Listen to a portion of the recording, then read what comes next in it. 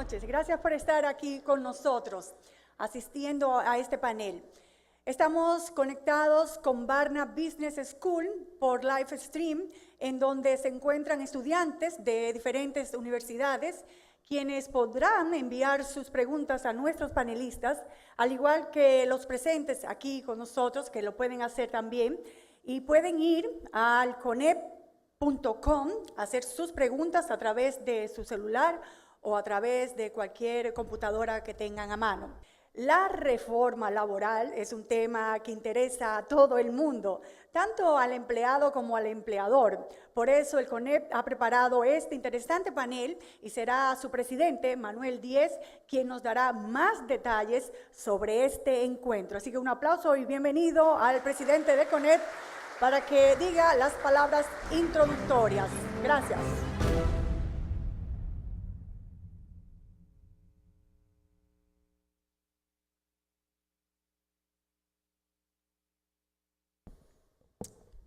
Muy buenas noches, estimados invitados especiales, presidentes y miembros de organizaciones empresariales, funcionarios del Estado, congresistas, estudiantes, apreciados miembros del Comité Ejecutivo del CONEP, amigos de los medios que siempre nos apoyan, damas y caballeros. Nos encontramos en el marco de una importante discusión y búsqueda de solución de un tema que reviste vital importancia para el país: la reforma laboral. El CONEP ha hecho pública su propuesta de impulsar un proceso transformador, adecuado a la realidad que demandan los tiempos para la empresa y el trabajador. A la vez, procura una mejora del modelo económico actual en beneficio de todas las partes envueltas en el sector productivo nacional. Todos los sectores participantes, el gubernamental, el laboral y el empresarial, hemos coincidido que es necesaria una reforma a un código laboral que en términos generales data de la década de los 50 y tiene 22 años sin modificarse. A la fecha, la comisión designada por el Poder Ejecutivo ha logrado avances considerables en la lista de los temas por definir, principalmente en lo relativo al procedimiento laboral ante los tribunales. Este proceso de reforma se inició con un decreto presidencial que constituyó una comisión tripartita de técnicos, motivado por un objetivo esencial: propiciar los cambios que requiere la República Dominicana para convertirse en una economía más formalizada, con una mayor población protegida por los derechos laborales y la seguridad social, y donde la gente tenga mayores niveles de bienestar. El CONEP, en el ejercicio de su vocación democrática, está comprometido con fomentar espacios de diálogo en la academia y a nivel técnico para abordar los principales temas de interés nacional, como el que nos reúne hoy en este encuentro, los cuales deben ser discutidos con mayor profundidad, promoviendo la diversidad de opiniones y el derecho de los ciudadanos de acceder a información de calidad a través de la participación en intercambios públicos. En esta noche nos privilegian con sus presencias expertos del mundo económico y jurídico, personalidades que por su trayectoria, preparación profesional y aportes realizados en el área académica son referentes nacionales en sus distintas ramas de especialidad. Les agradecemos su disposición de colaborar con este espacio de discusión abierto y plural, con el principal objetivo de aportar a esta discusión nacional sobre la reforma laboral. Quiero compartir con ustedes lo que ha sido uno de nuestros motivos principales para impulsar este proceso, y es la grave situación que atraviesa nuestra juventud en su inserción al mercado de trabajo. Es imposible quedarse de brazos cruzados cuando más del 32% de nuestros jóvenes están desempleados y de los que pocos trabajan, el 80% está en la informalidad. Que haya más de 660,000 jóvenes que ni estudian ni trabajan es una bomba de tiempo social y caldo de cultivo para las situaciones de violencia y delincuencia que tanto nos preocupa. En las próximas semanas se iniciará el diálogo tripartito con la participación del gobierno, los sindicatos y nuestro sector. Y de ahí saldrá el consenso definitivo de lo que será presentado al Congreso en forma de proyecto de ley de reforma laboral. Hago un llamado a la confianza en el proceso, que resultará en gran beneficio para el país. Aprovechemos, pues, desde espacio de diálogo, fomentemos todo aquello que provoca el fortalecimiento de nuestra democracia, generando los cambios necesarios que impulsarán nuestro país hacia adelante. Apostemos a un cambio en nuestro Código Laboral que permita derechos y garantías para todos. Nosotros creemos que la reforma laboral lo hará posible. Muchas gracias.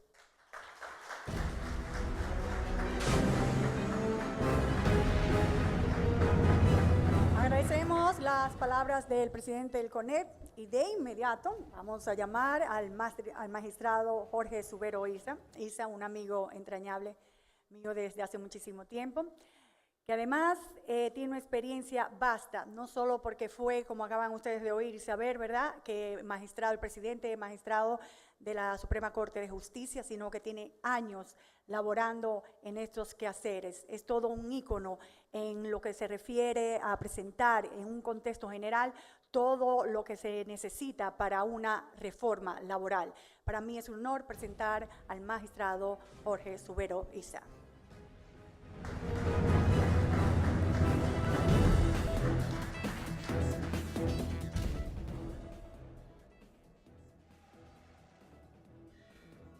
Muy buenas noches. Cuando en un país su marco legal no está en consonancia con la realidad, se produce una arritmia jurídica que hay que corregir para que el derecho pueda cumplir con su fin, que es el mantenimiento del orden en la sociedad. La actividad económica forma parte de ese orden. En el año 1989, Carlos Salinas de Gortari proclamaba en México lo siguiente: necesitamos un marco jurídico laboral flexible que nos haga más competitivos en el exterior. Requerimos de una ley respetuosa del principio de estabilidad en el empleo, pero con la suficiente elasticidad para que las relaciones obreros-patronales se adapten con rapidez a las condiciones cambiantes del México moderno. Termina la cita. Yo pregunto, ¿tiene vigencia esas palabras hoy en día, esas inquietudes? El estudio de nuestra historia contemporánea nos lleva a afirmar que el desarrollo se verifica en la medida en que son cubiertos los vacíos institucionales que como país estamos llamados a llenar, atendiendo lógicamente a nuestras características como nación, nuestras normativas, instituciones y nuestra propia realidad. En una sociedad con una economía estática, la estrategia de desarrollo cae en una especie de contemporización con la situación imperante. Pero cuando la economía de un país se contagia con el dinamismo de una población que demanda cada día más nuevos bienes y servicios, el éxito está reservado a los que se anticipen a las tendencias de mercado. En efecto, encuestas recientes reflejan que el 61.36% de la población considera que las medidas que deben tomarse para reducir la delincuencia es que haya más empleos. Claro, más empleos principalmente para los jóvenes, que son los de mayor tendencia a transgredir la ley. Pero ahí es que está realmente el problema, en el empleo. En un reciente informe presentado por la CEPAL-OIT, se refleja que el grupo que sufrió el mayor deterioro de las variables de inserción laboral fueron los jóvenes, con lo que se confirma que ellos son el primer grupo afectado por un enfriamiento de las dinámicas laborales. También se consigna que es necesario que se fomente la inserción laboral productiva de los jóvenes. En el mercado laboral dominicano no se están generando empleos suficientes para absorber la creciente población económicamente activa. Los grupos más afectados son los jóvenes y las mujeres. Un estudio demuestra que los jóvenes con educación secundaria o técnica tienen en promedio mayor probabilidad de estar ocupados en el sector formal, pero no así los que poseen una educación universitaria, que no solamente tienen una menor probabilidad de estar ocupados, sino de estar ocupados en el sector formal. Los que laboran en el sector informal representan más de la mitad de la población ocupada. Las MIPYMES constituyen la principal fuente de generación de empleo en el país. La generación de empleo de calidad constituye un aspecto fundamental, pues permite articular el crecimiento económico con la reducción de la pobreza y las desigualdades entre los diferentes grupos sociales, etarios y de género. En el caso de las mujeres, la situación es peor, pues la tasa de desempleo en nuestro país casi duplica la tasa del masculino. Desempleo y pobreza son dos fenómenos que van asidos de las manos. Por eso muchas corrientes del pensamiento consideran que la generación de empleo es una forma de atacar la pobreza. Pero para que haya más empleo se requiere de una persona que lo ofrezca y de otra persona que lo acepte, derivándose de esas relaciones de personas. Esas relaciones, por su propia naturaleza, no pueden estar abandonadas a la simple voluntad de las partes contratantes, pues siempre habrá una que pretenderá imponer su criterio sobre la otra. De ahí la necesidad de que el Estado intervenga en ellas para imponer reglas sin las cuales no sería posible la coexistencia pacífica entre el capital y el trabajo. Las relaciones entre el capital y el trabajo nunca han sido del todo armónicas. En el mejor de los casos, sí pacíficas. Han sido relaciones de tensión, fruto de sus características.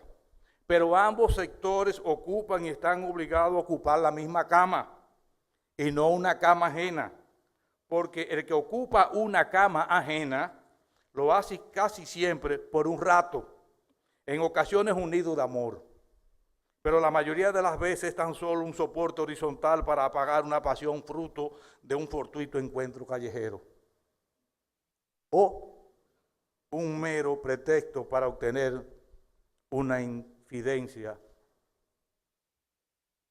La cama que soporta las relaciones obrero-patronales debe ser cómodo, con un colchón flexible, donde cada cuerpo se acomode, pues sus ocupantes deben permanecer en ella mucho tiempo, como si fuese un matrimonio de larga data o de una relación consensual con condiciones more e usurio. La experiencia de más de 14 años al frente del Poder Judicial me permite afirmar que el aterrizaje forzoso o no de cualquier reforma se produce en las salas de audiencias y en ocasiones en los despachos judiciales. Durante esos 14 años pude ver en la práctica trabajadores perder sus prestaciones laborales por actuaciones de abogados inescrupulosos sobre la base de acuerdos leoninos, empleadores y sus funcionarios acosar sexualmente, empleadores preocupados por su empleomanía con el sentido más amplio de responsabilidad social, trabajadores que al momento de proceder al cobro, luego de un largo proceso judicial, su empleador había desaparecido o se había insolventado. El cierre forzoso de talleres de mecánica, salones de belleza y barberías por un embargo realizado sin apego a las normas procedimentales y de manera abusiva. Trabajadores honestos y serios privados de sus prestaciones laborales por una acción penal en su contra sin mayores pruebas que la afirmación de sus propios compañeros. He visto también procesos de conciliación entorpecidos por abogados, todo por la búsqueda de un acuerdo más beneficioso para él que para el propio trabajador. He visto audiencias canceladas por la ausencia de los vocales debido al no pago de la autoridad competente. La desaparición de negocios prósperos a consecuencia de un embargo cuyos bienes han sido puestos en manos de un guardián irresponsable. Trabajadores y empleadores creando una sinergia que originó mayores niveles de productividad y también mejores relaciones. Eso también lo vi. Me quedo aquí tratando de que mañana tengamos un mejor país, un país con menos inequidad y que todos nos comprometamos a luchar por no seguir democratizando la pobreza y en cambio distribuyamos mejor la riqueza. Oí tanto cuando era oidor que me cansé de oír. Mis oídos ya no oyen, hoy solo escucho. Por eso esta tarde deseo escuchar. Muchas gracias.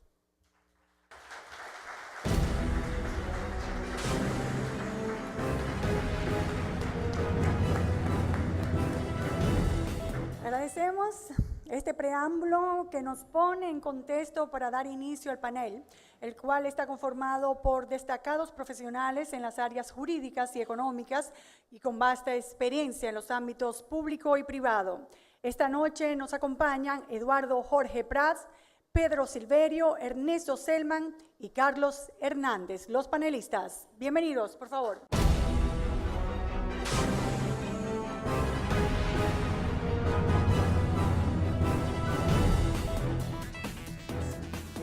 Vamos al desarrollo del panel. Le toca el turno a Eduardo Jorge Prats. El desempleo en el país es uno de los más altos de esta región, según la cifra de la OITT, el FMI, y la CEPAL, el cual es de aproximadamente un 15%. Y en el caso de los jóvenes adquiere ribetes más dramáticos todavía porque es de un 32%.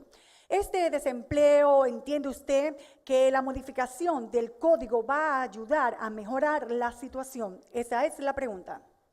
Gracias, Nuria. De hecho, una de las metas de toda reforma de la normativa laboral en estos momentos es la de fomentar el primer empleo, porque precisamente vivimos en una sociedad caracterizada por el desempleo estructural, pero es precisamente en los segmentos de la población más jóvenes donde es más acuciante el problema del desempleo.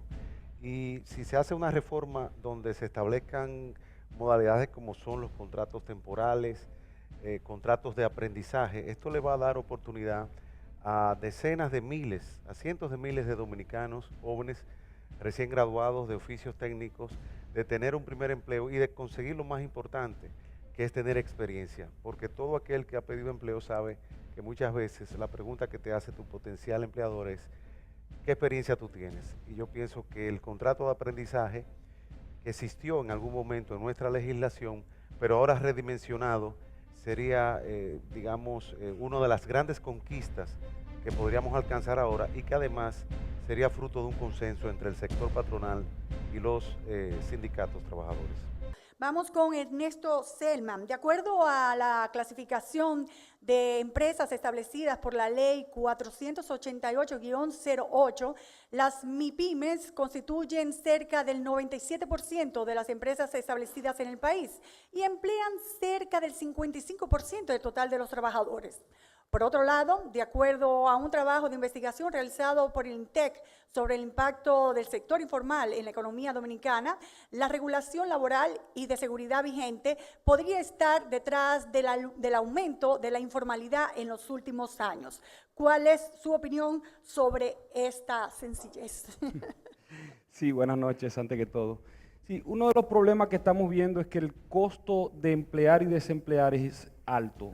Entonces, en la medida que es alto, las pequeñas y medianas empresas tienen mayor dificultad para emplear. Y eso se añade a otros elementos que dificultan, digamos, el hacer negocios legalmente.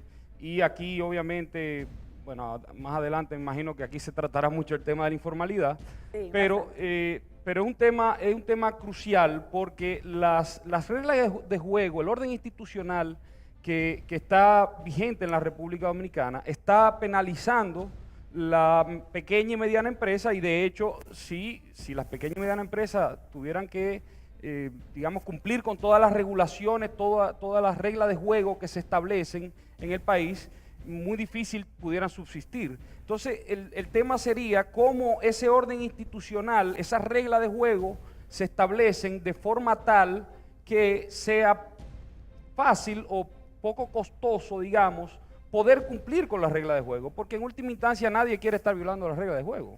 Se violan las reglas de juego porque el orden institucional es tan costoso que el beneficio que se obtiene cumpliendo las reglas de juego es muy bajo con respecto al costo que se está asumiendo y eso es parte en el tema de las relaciones laborales, muy importante tomarlo en cuenta porque el costo todavía es muy alto. Oh, muy bien, han sido la verdad que precisos y se agradece. Pedro Silverio, el crecimiento económico suele ser variable de mayor relevancia en la explicación de la reducción de la pobreza y en el aumento del empleo en un país.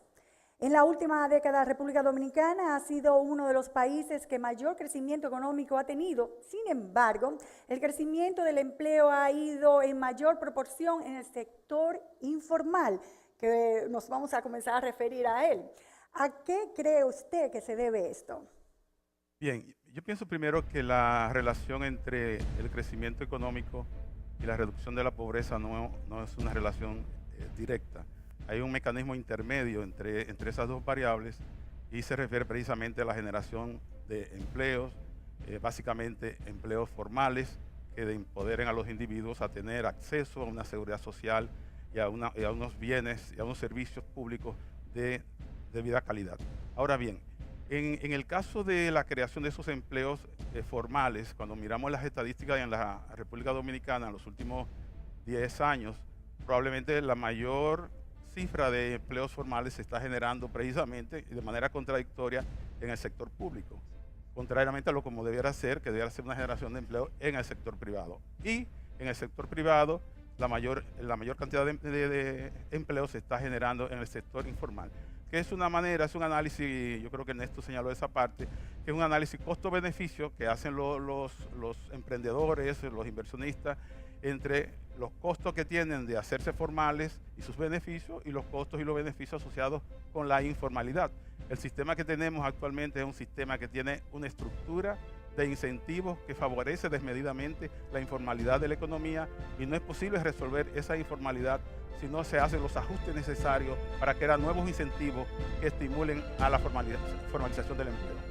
Muchas gracias. Vamos entonces a pasar a Carlos Hernández. Esto es una de las preguntas que voy a hacer es esta, precisamente, pero con conocimiento de causa, porque he hecho muchas denuncias sobre esta situación. Según algunos de los expertos, uno de los efectos más perjudiciales del Código de Trabajo vigente es que permite que muchos abogados, algunos constituidos en verdaderas mafias, sean los dueños de los casos laborales, comprando los mismos a los trabajadores por sumas a veces inferiores a lo que el empleador estaría dispuesto a pagar.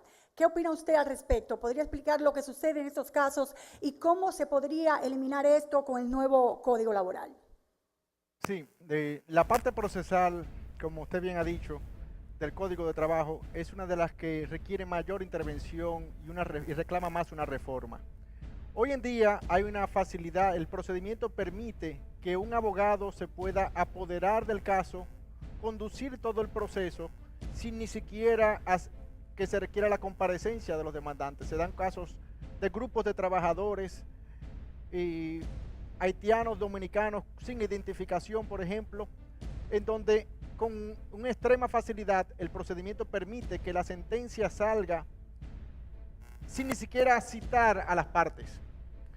Acompañado de esto están las famosas notificaciones en el aire. El código remite mucho a lo que se llama el derecho común. Derecho común es el Código de Procedimiento Civil napoleónico, data de 200 años. Entonces, ese código parte mucho de la base de la fe pública que tiene el alguacil. Entonces, se dan casos como estos, que son ilustrativos. Se cita a un subcontratista en una construcción o en una empresa, pero su sede registrada en el registro mercantil está en Santiago, pero ya se le citó, el alguacil tiene fe pública, lo citó en la avenida Nacaona. O se cita al dueño de la empresa, no en su residencia, sino en el domicilio de la misma empresa. Y como el alguacil tiene fe pública, ya lo citó. Luego viene la demanda y el embargo pesa sobre esa persona. El procedimiento también tiene, voy a tener que levantar el papelito para aumentar el tiempo. 2 minutos más. El procedimiento también permite que haya una serie de recargos y moras. Y un caso que apenas puede ser de 15,000 pesos de prestaciones, puede terminar en 600,000, 1 millón, 2 millones de pesos. Y una microempresa, ni siquiera una grande lo resiste. Luego están los embargos. Se vuelve y se remite al derecho común. El derecho común es el código napoleónico, donde se permite que el guardián sea un individuo que busque al abogado y no la misma empresa, como bien podría ser. Y se desmantela el negocio y se crea más desempleo por el crédito de un trabajador. Quiebra el negocio. Se quiebra el negocio. No hay un procedimiento previo tampoco que se respete. Hoy mismo se vio en la prensa a sonadores denunciando un embargo la semana pasada de unos hoteles. En fin, el procedimiento se presta mucho a todos esos abusos y a quienes más afecta es a las pequeñas. ¿Y el nuevo código evitaría eso? Claro que sí, una reforma, claro que sí. De hecho, de lo que se ha consensuado en la comisión creada por decreto del presidente, hay muchas cosas que ya están ahí, que son mejorías tangibles, que se han consensuado. Eduardo Jorge Prats, el mundo definitivamente ha cambiado y este país también, como parte de la aldea global que somos. En el año 1992, pocos establecimientos estaban abiertos. Uno recuerda que cuando iba fuera del país, lo que más le asombraba era que precisamente podía uno comprar los domingos hasta las 10 de la noche. Ya eso está pasando aquí. Lo que nos gustaría saber, si entiende usted necesario una flexibilización en las disposiciones del código vigente en cuanto a la jornada para el desarrollo de los sectores productivos y la generación de empleos, como sucede en muchas partes del mundo.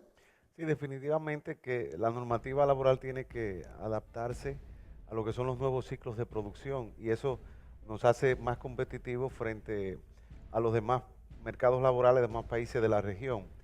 Pero una flexibilización de las jornadas, de los horarios, no significa una flexibilización de las garantías y eso es lo más importante. La normativa debe ajustarse para salirse de ese cajón tan cerrado que es la normativa del Código de Trabajo, pero en modo alguno reduciendo lo que son las garantías. Yo siempre digo que flexibilización de la jornada no conlleva necesariamente una flexibilización laboral en el sentido de reducción de las garantías de los trabajadores, que siempre es la parte más débil en la relación, pero nosotros apostamos a que fruto de este diálogo, de este consenso que se está construyendo, pues definitivamente pueda flexibilizarse la jornada para ajustarla a lo que son los requerimientos de la empresa y de los propios trabajadores que ya lo están haciendo, ajustándose, digamos, de manera extralegal a estos requerimientos del mercado globalizado. Muchas gracias.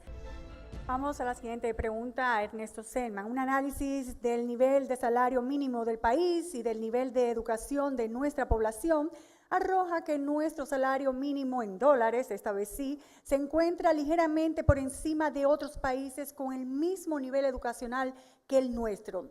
¿Qué consecuencias cree usted que puede tener un aumento desproporcionado del salario mínimo si no existe un aumento de nivel educacional a la par en el país? Sí, el tema de salario es muy importante porque el salario no se decreta ni se legisla. El salario surge libremente en un intercambio voluntario entre partes y simplemente no se legisla. Si lo pones muy alto, digamos, decimos que el salario mínimo debe ser 25,000 pesos. Bueno, al otro día tendríamos el doble de desempleo. Así que es un tema importante. Ahora, el tema del salario, porque claro, todos discutimos y todos estamos aquí básicamente porque queremos que tengamos mejor nivel de vida los dominicanos. Entonces, ¿cómo se aumentan los salarios? Bueno, hay varias vías. Uno, aumento de productividad, básicamente, viene por el tema de la educación. Ahora, ¿cuáles otros elementos? Porque la educación no es suficiente. Digamos, nosotros vamos a Cuba, Unión Soviética, la ex Unión Soviética, y decíamos, bueno, muy educado, pero ¿qué pasa? Que los salarios son tan bajos y hay tanta pobreza. Bueno, se necesita inversión de capital, nuevos, más y mejor equipamientos, etcétera, que ayudan al trabajador, porque el capital y el trabajo son complementarios. Se necesitan más y mejores bienes de capital, digamos. Un campesino es mucho más productivo con un tractor que con una yunta de buey. Pero además la educación, la capacitación, la responsabilidad de los trabajadores, el ordenamiento de las empresas para llevar a cabo procesos y procedimientos más efectivos, todo eso aumenta la productividad y en consecuencia se aumentan los salarios por esa vía. Salario mínimo no se decretan realmente. Pedro Silverio, el último reporte global de la competitividad publicado por el Banco Mundial coloca a la República Dominicana en la posición 146 de 148 países en lo relativo a la calidad de la educación primaria. ¿Cree usted que existe una relación entre el nivel de salario mínimo de nuestro país y el nivel de educación de nuestra población?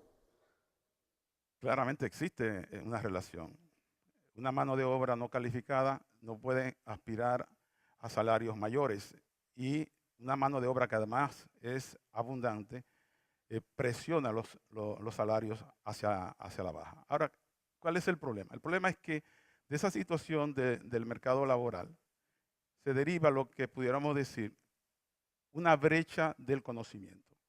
Una brecha del conocimiento que ha existido siempre en el país. Sectores que están mejor calificados, que reciben mejores ingresos y sectores de muy baja calificación. Esa brecha, que en un momento fue una brecha importante, adquiere unas dimensiones especiales justamente en una era donde tenemos lo que puede llamar la era digital, donde tenemos una revolución tecnológica, y eso ha hecho aún más grave la brecha del conocimiento, porque hay un sector que tiene acceso a una serie de información, de conocimiento, y un sector de la población que no lo tiene. Entonces, crea una brecha de conocimiento que genera una brecha en el salario y una desigualdad en los salarios que reciben uno y otro. El recomponer la brecha del conocimiento es sumamente difícil, porque es un proceso que toma tiempo.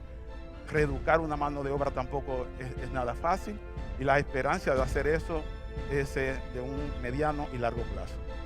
Pero la responsabilidad de una educación no debería ser del Estado, no de un sueldo mínimo. Si hubiera una educación pública aceptable, el sueldo mínimo no tendría que influenciar en nada en una educación. Precisamente esa es una de las responsabilidades de las políticas públicas. Si las políticas públicas en materia educativa no generan un sector educativo competitivo, Claro. y no le dan a los niños que entran al sistema la oportunidad de tener acceso al conocimiento que otros niños que de esa misma Claro. edad están entrando a un sistema privado de educación, si esas políticas públicas no le dan esa oportunidad, no hay manera de cerrar la brecha del conocimiento y cerrar las brechas de desigualdades. Les reiteramos que estamos recibiendo las preguntas de los estudiantes que están en Barna y de los presentes en este salón. Simplemente pueden ingresar a la página 50conep.com y formular sus preguntas a través del dispositivo electrónico y poner el nombre de la persona que va dirigida a la pregunta. Ahora precisamente le toca el turno al público. Para Eduardo Jorge Prats, pregunta, ¿hasta qué punto se está convirtiendo el Código de Trabajo en un medio de capitalización o salvaguarda económica del empleador más que una herramienta de protección y regulación de la situación del trabajador en su posición subordinado ante su empleador? Y hay que partir del hecho de que el Código de Trabajo viene de un paradigma jurídico que es la protección de la parte del más débil, que es el trabajador. Por eso siempre se insisten los especialistas en derecho laboral en el principio indubio pro operario. Las normas hay que interpretarlas al favor del trabajador. Y lo cierto es que la definición de la relación de trabajo como una relación de subordinación implica que hay una parte que está subordinada. En este caso, quien está subordinado es el trabajador frente al capitalista, frente al empleador. Y toda la normativa entonces viene a tratar de reproducir una especie de equilibrio entre la parte más débil y la parte más poderosa. Lo que ha ocurrido es que por distorsiones en la aplicación del código o por deficiencia en la propia normativa ha habido un abuso de derecho, y esto se manifiesta sobre todo en la parte procesal, que es donde yo entiendo que deben producirse los mayores ajustes para evitar los abusos. Y por eso insisto que una reforma laboral no debe ser una reforma para disminuir garantías, debe ser una reforma para agilizar los procesos. La reforma del Código de Trabajo puede contribuir a la creación de empleo, pero también coincido con Ernesto de que esto requiere un conjunto de políticas públicas. La mejor manera de activar el empleo es activar a la empresa, y la mejor manera de activar a la empresa es disminuir los costos fiscales, los costos eléctricos, los costos asociados a la corrupción, al trámite, a la burocracia, que son un fardo insoportable principalmente para las más pequeñas de las empresas. Muchas gracias. Ahora para el economista Ernesto Selman.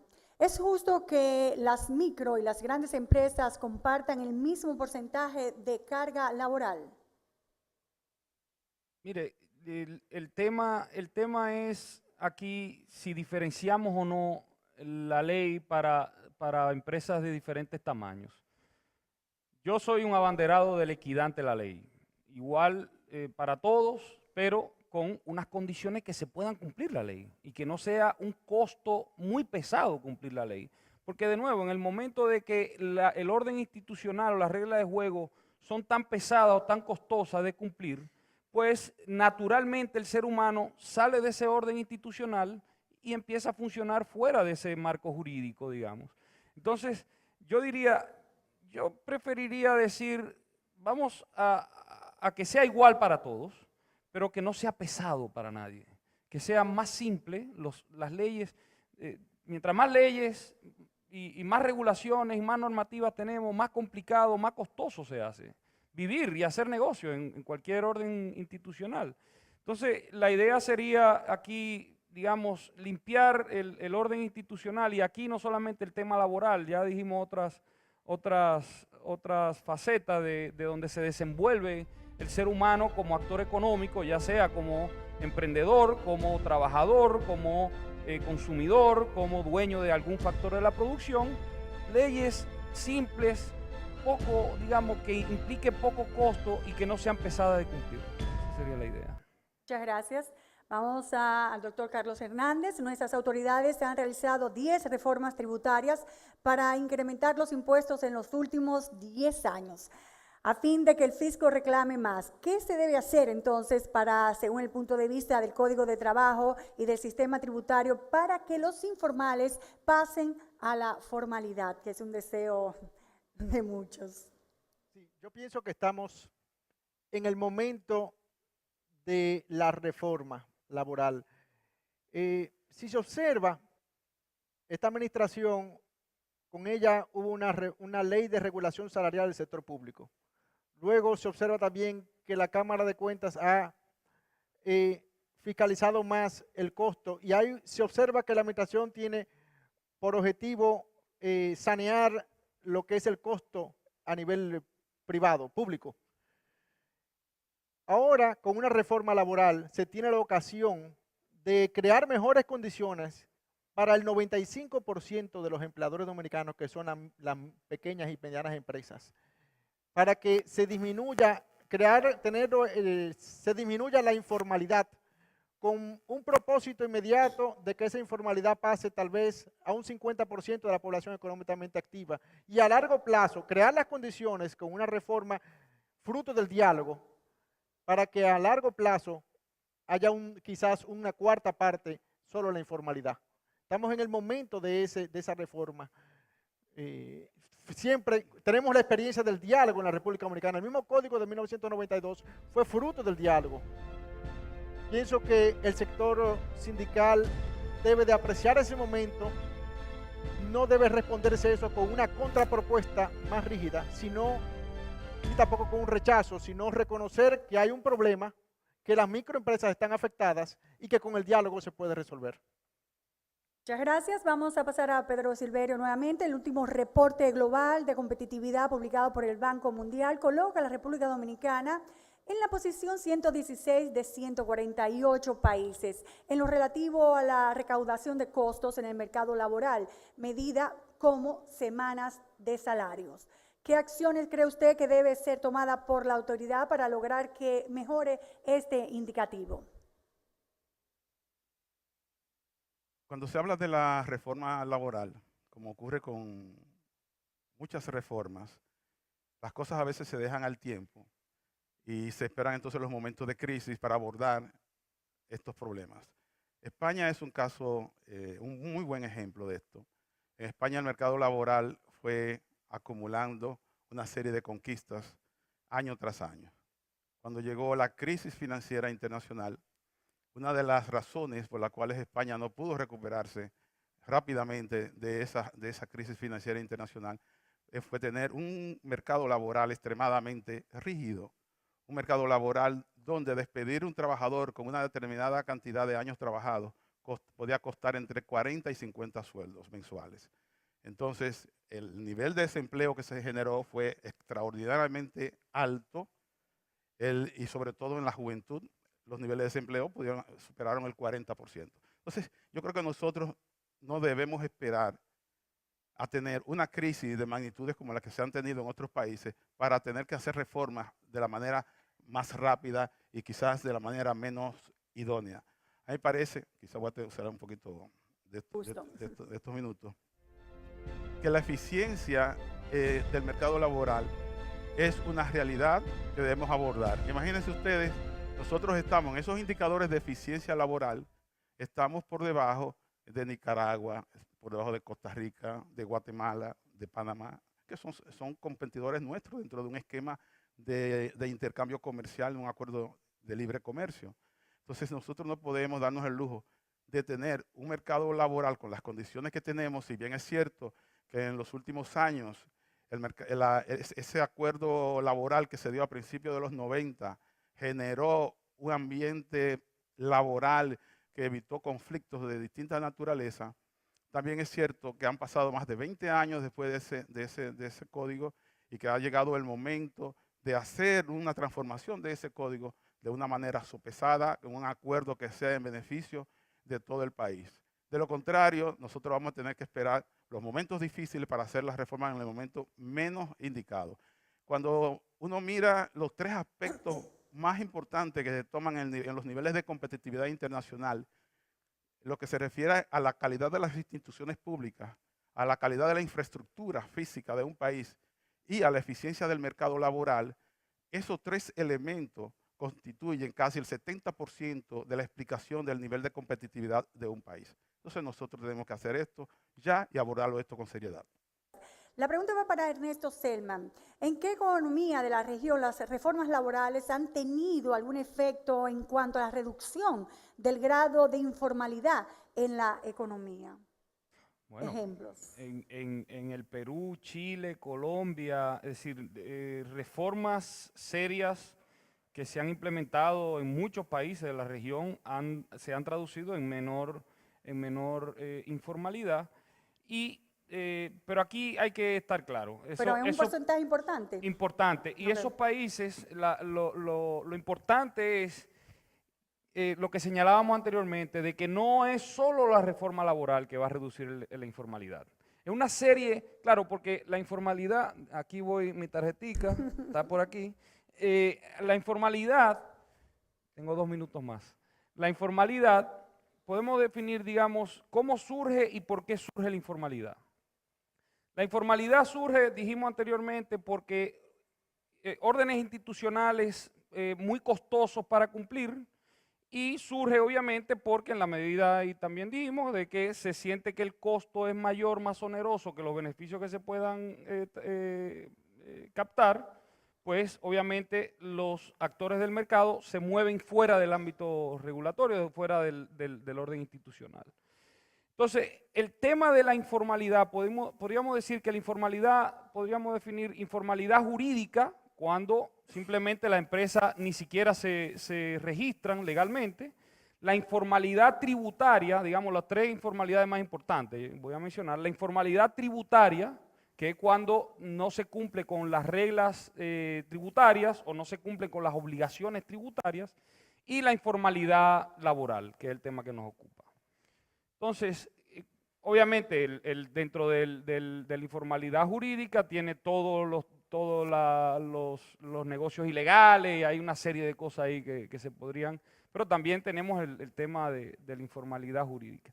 Pero lo que quería decir era que esto no es solamente un tema del mercado laboral. El tema de la informalidad es un tema mucho más amplio, que va tocando diferentes aristas del desenvolvimiento del ser humano como actor económico, de nuevo, como consumidor, como emprendedor, como trabajador, como dueño de algún factor de la producción, tierra, equipos, maquinarias. Entonces, cuando esos países han logrado reducir la informalidad, en el caso específico de la informalidad laboral, es porque se han implementado políticas públicas que reducen el costo de vivir y hacer negocios. Entonces, por eso nosotros hablamos de un conjunto de reformas estructurales que puedan tocar esas diferentes aristas que promocionan o promueven la informalidad en los diferentes ámbitos que hemos estado hablando. Entonces, esa experiencia de esos países no se circunscribe al tema laboral. Es que han creado unas condiciones, el mismo Panamá también, por ejemplo, han creado unas condiciones para que se pueda, sin problemas, invertir, producir, emplear, crear riquezas, y eso ha permitido entonces que con un ambiente o un orden institucional poco oneroso, todo el mundo quiere cumplir con las reglas de juego. Cuando nos vamos fuera de ellas es porque nos vemos forzados a salir de las reglas de juego y del orden institucional. Entonces esos países, la experiencia ha sido de que esos países han hecho todo este tipo de reformas y aplicado políticas que promueven y benefician el estar dentro del orden institucional. Entonces ahí es que venimos con el conjunto de reformas que se requieren en la República Dominicana. Señores, vamos a aplaudir a los panelistas que han hecho una labor encomiable, precisa y concisa, lo cual es bastante difícil porque son temas que se necesitan mucha argumentación, así que muchas gracias. Queremos llamar al magistrado Jorge Subero Isa para que nos presente sus conclusiones sobre los conceptos emitidos en este panel. Un aplauso nuevamente al magistrado Jorge Subero Isa, que vaya a encerrar y va a lograr entender ya en una sola idea todos los conceptos emitidos aquí. Venga, magistrado, por favor.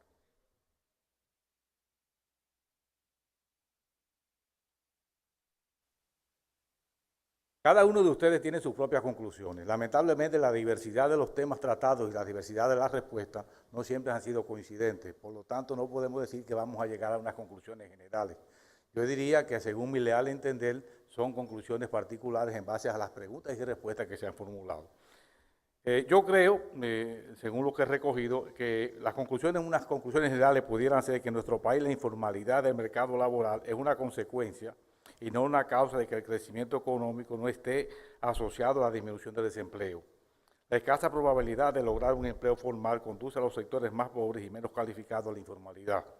Quizá por esa misma razón, el mayor crecimiento del empleo se ha registrado en el sector informal.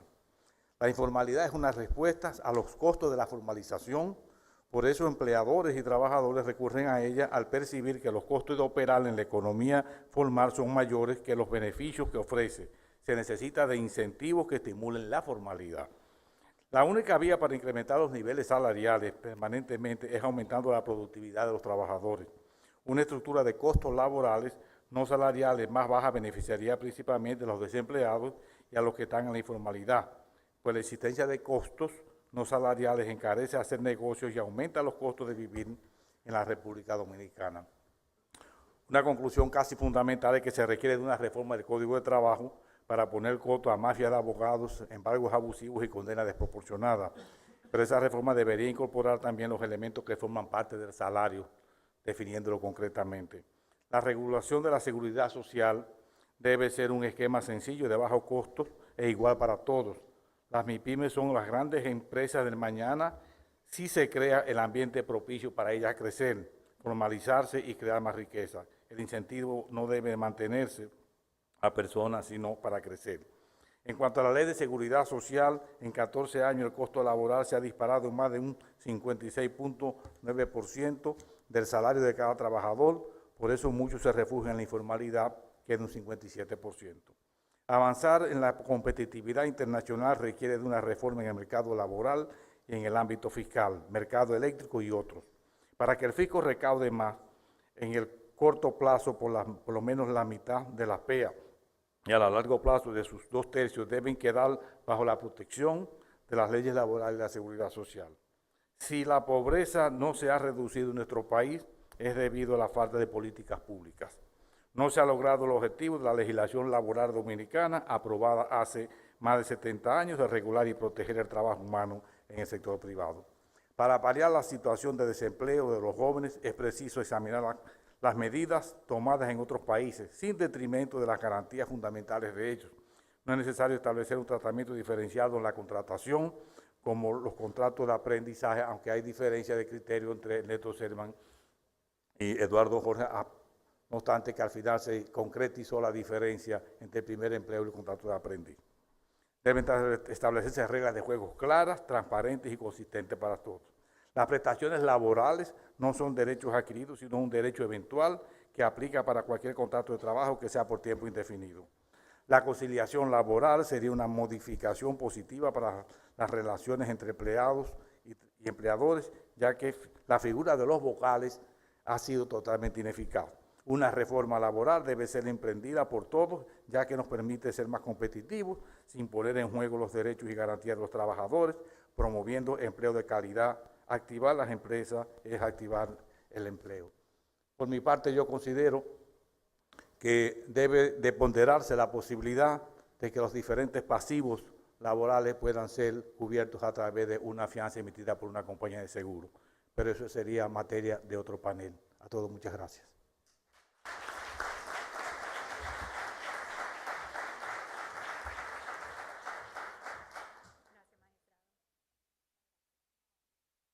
Muchas gracias al magistrado Subero Isa. Este tema está puesto ya sobre el tapete desde hace mucho tiempo. Espero que el camino no sea muy largo, sino corto, para el bien del país en lo que se refiere a esta reforma necesaria del Código Laboral. Vamos a agradecer nuevamente a los panelistas que han estado aquí, a ustedes, a las personas que están en Barna, a los estudiantes y profesionales que se encuentran allá, por haber participado en este debate, en este conversatorio que hemos tenido. También vamos a darle las gracias a las empresas patrocinadoras que nos han dado todo el apoyo en el trayecto de la conmemoración del 50 aniversario del CONEP. Señores, será hasta la próxima. Muy buenas noches. Gracias.